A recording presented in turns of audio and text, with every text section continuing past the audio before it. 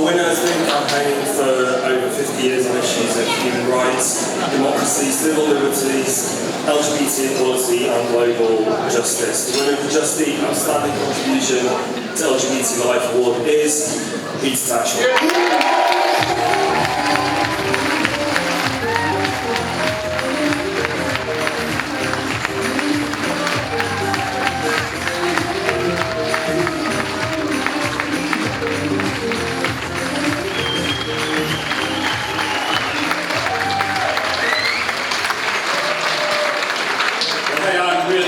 Get this award, particularly because of so many outstanding other nominees. Part of me really wishes I didn't get this award tonight because I've received quite a few awards in my life.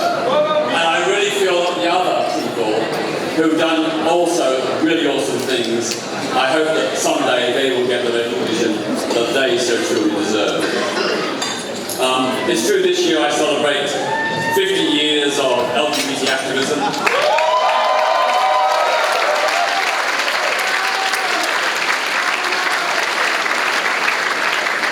came out and got active at the age of 17 in 1969. Where I then lived in Melbourne, Australia, there were no LGBT organisations. Homosexuality was still a very serious crime, which would get you sent to prison for several years. So I didn't have any reference point. So I looked elsewhere, and I took my inspiration from the Black Civil Rights Movement in America. I reasoned that if African Americans were an oppressed minority, then so were LGBT plus people. I reasoned that if African Americans had a claim for justice, then so did we as LGBT plus people.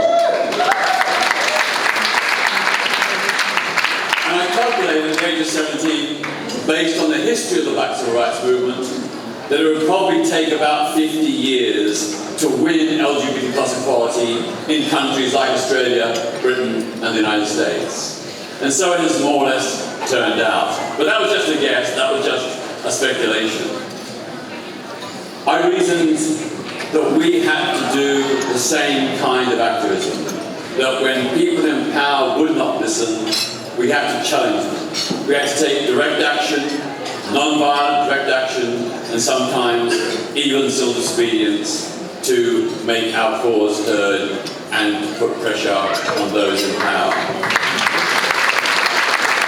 And I want to pay tribute to the many thousands of colleagues I worked with in the Gay Liberation Front in London in the early 1970s and in Outrage in the 1990s. It's their collective effort, and the collective effort of many thousands of other LGBT people, that has brought us to this place where we are today. When I said I modelled my ideas and theories and whatever on the Black Civil Rights Movement, I also modelled their methods. So if you can remember, if you're old enough to remember, but back in the early 1970s, there were pubs, bars and clubs that refused to admit gay people. Turn gay people away. So we modelled our tactics on the sit-ins that Black civil rights activists did at lunch counters in the southern states of America to demand to be served. And those tactics, just as they worked for African Americans, they worked for us too. We got those bans overturned. So the moral of my story is that we can and should listen and learn from each other. And we should support everyone, whoever they are, who is suffering injustice and oppression. Because united together, we are stronger, and together, we can be change makers.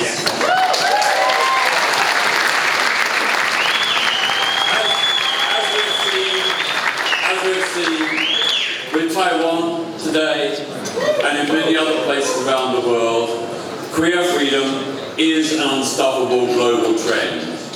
What began with Stonewall in New York in 1969 has gone worldwide. And it is so amazing that in almost every country on this planet, even under great tyranny, LGBT people meet and organise, sometimes secretly, but they organise nonetheless. That is truly inspirational, and I know in my heart that one day we will make homophobia, biphobia and transphobia history.